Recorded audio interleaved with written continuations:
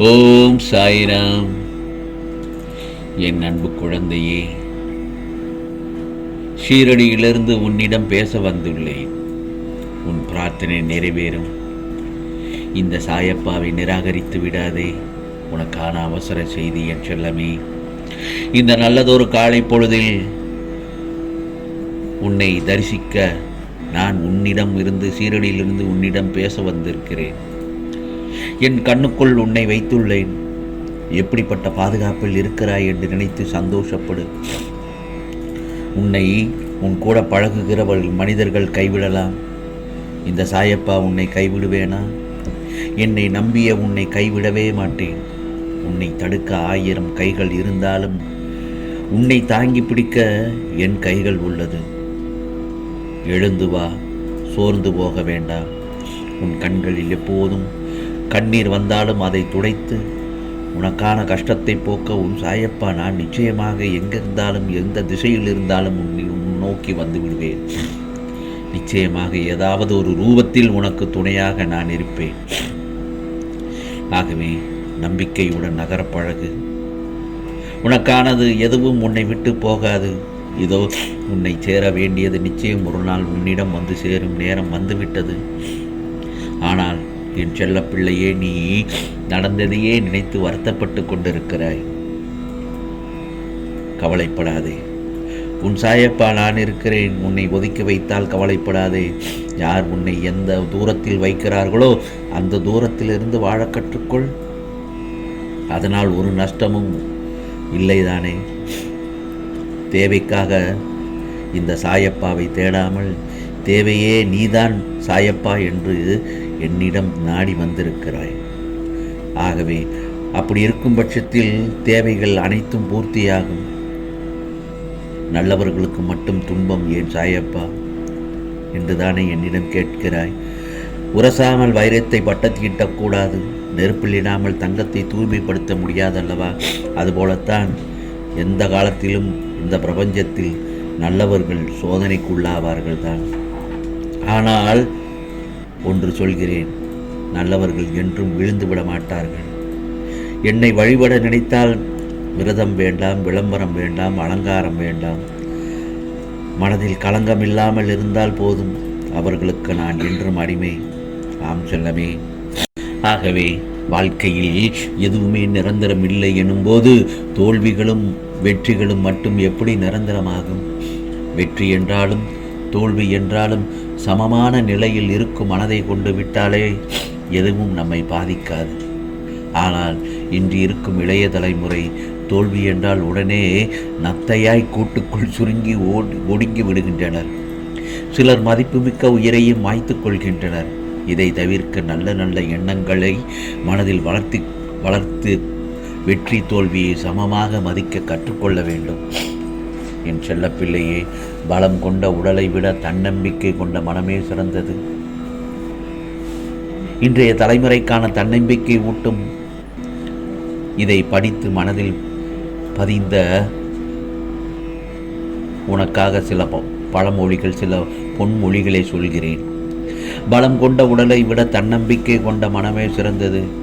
வெற்றிக்கான நிரந்தர வழி தோல்வி அடைந்த பின்னும் அதை இன்னும் ஒரு முறை முயற்சிப்பதுதான். சோர்வடைந்து விடாதே. வாழ்க்கை நீ எதிர்பாராத நேரத்தில்தான் பல ஆச்சரியங்களையும் கொண்டு வரும். நம்மால் முடிந்தவரை செய்வதல்ல முயற்சி, நினைத்ததை முடிக்கும் வரை செய்வதே உண்மையான முயற்சியாகும். ஆகவே எதிலும் வாழ பழகிக்கொள். எதிலும் வாழ பழகிக்கொள். அப்போதுதான் எதையும் தாங்கும் இதயம் வரும். உயரத்தை அடைய நம்பிக்கை அவசியம். அந்த நம்பிக்கை உன்மேல் இருப்பது அத்தியாவசியம். வெற்றி வர விரும்பினால் தடைகளை உடைத்துச் சொல், நம்பிக்கையை விதைத்துச் சொல். பணத்தால் சாதிக்க முடியாததை கூட முயற்சியால் சாதித்து காட்ட முடியும். சாதிக்க வேண்டும் என்று ஆழ்மனதில் தோன்றிவிட்டால் எது இருந்தாலும் இல்லை என்றாலும் உன்னால் சாதிக்க முடியும். அதே நேரத்தில் உன் விடாமுயற்சியால் சுமைகளை கண்டு துவண்டு போகக்கூடாது. இந்த உலகத்தை சுமக்கும் பூமியே உன் காலடியில் தான் என் செல்லமே. ஆகவே வாய்ப்புக்காக காத்திருக்காதே. உனக்கான வாய்ப்பை நீயே தான் ஏற்படுத்தி கொள்ள வேண்டும். வெற்றி துவக்கமும் அல்ல, தோல்வி முடிவும் அல்ல, முயற்சி ஒன்றே அதை முடிவு செய்யும். துணியாத வரை வாழ்க்கை பயம் காட்டும், துணிந்து பார், உனக்கான வாழ்க்கை உனக்கு வழிகாட்டும். என் செல்லமே, துணிந்து கால்வை. போராட்டம் என்று தெரிந்தாலும் துணிந்து போராடு. காலம் உன் கைப்பிடியில், வெற்றி உன் காலடியில். ஒரு நொடி துணிந்தால் வாழ்க்கையை முடித்து விடலாம். ஆனால் ஒவ்வொரு நொடியும் துணிந்தால் அதையே, அந்த வாழ்க்கையை ஜெயித்து விடலாம். ஆம் செல்லமே, தனியாக போராடுகிறேன், வெற்றி கிடைக்குமா என்று வருந்தாதே. நீ தனியாக போராடுவதே வெற்றிதானே. நீ தனியாக பயணம் செய்ய வேண்டும். அந்த பயணத்தில் நீ உனக்கு ஆசிரியராகவும் மாணவராகவும் இருக்க வேண்டும். உன்னை முதலில் நீ நம்பு, உன் உழைப்பை நம்பு, உன் முயற்சியை நம்பு. உனக்காக உதவி செய்வார்கள் என்று யாரையுமே நம்பிவிட வேண்டாம். 10வது முறையாக கீழே விழுந்தவனை பார்த்து பூமி சொன்னது, நீ 9 முறை எழுந்தவன் என்று. வானவில் தோன்றும் போது வானம் அழகாகிறது, நம்பிக்கை தோன்றும் போது வாழ்க்கை அழகாகிறது. ஆகவே உனது எண்ணங்கள் எல்லாம் உறுதியாக இருந்தால் உனது வாழ்க்கையில் நீ எண்ணியபடி உயரலாம். நமது எண்ணம்தான் நம்முடைய எதிர்காலத்தை உருவாக்குகிறது. ஆம் செல்லமே, தயங்குபவர் கை தட்டுகிறார், தயங்குபவர் கை கட்டுகிறார், துணிந்தவர் கை தட்டலில் பெறுகிறார். ஆகவே நான் சொன்னதை இந்த இளம் தலைமுறையினர்களுக்காக சில அறிவுரைகளை சொன்னேன். இதை கேட்டு நடந்து உன் வாழ்க்கையை வளப்படுத்திக் கொள் என் செல்லமே. துணிந்து நில், துணிந்து போராடு. வாழ்க்கை உனக்கானது நிச்சயமாக நல்லதாகத்தான் முடியும். முடியாததில் முடியும் என்பதை நினைத்து வாழு. வெற்றியை தேடி செயல்படுவதே வெற்றியின் குறிப்பாகும். முன்னேற்றத்தை விட்டு விடாமல் நிறுவு. உன் உயிரை இயக்கும் வல்லமையை வளர்க்கும். முதலில் முடியாததும் நிறைவேறுவது ஆகும். ஆகவே செயல் தவிர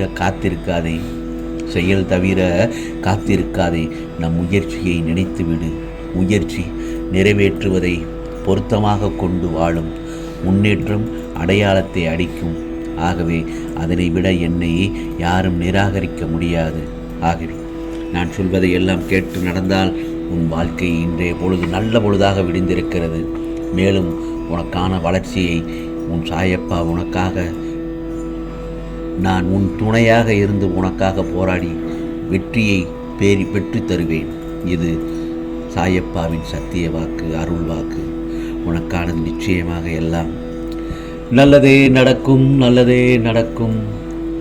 ஓம் சாய்ராம், ஓம் சாய்ராம். ராம்ஜி அருள் கிடைக்கட்டும்.